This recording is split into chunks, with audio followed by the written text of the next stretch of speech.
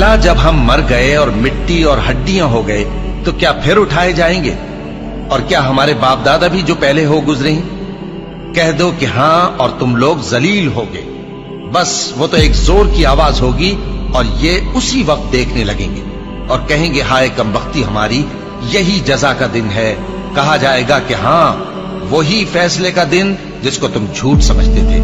फरिश्तों को हुक्म होगा जो लोग जुल्म करते थे उनको और उनके हम जिन्सों को और जिनको वो पूजा करते थे सबको जमा कर लो, यानी जिनको अल्लाह के सिवा पूजा करते थे, फिर उनको जहन्नम के रास्ते पर चला दो और उनको ठहराए रखो कि उनसे कुछ पूछना है।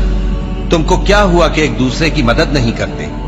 असल बात यह है कि आज ये लोग अपनी गलती तस्लीम कर रहे हैं और वो एक दूसरे की तरफ रुख करके सवाल जवाब करेंगे। पैरोकार अपने पेशवाओं से कहेंगे कि तुम ही हमारे पास दाईं तरफ से आते थे। वो कहेंगे नहीं, बल्कि तुम ही ईमान लाने वाले न थे और हमारा तुम पर कुछ जोर न था, बल्कि तुम ही सरकश लोग थे। सो हमारे बारे में हमारे परवरदिगार की बात पूरी हो गई कि अब हम अजाब के मजे चखेंगे। सो हमने तुमको भी गुमराह किया कि हम खुद भी तो गुमराह थे। बस वो उस रोज अजाब में एक दूसरे के शरीक होंगे।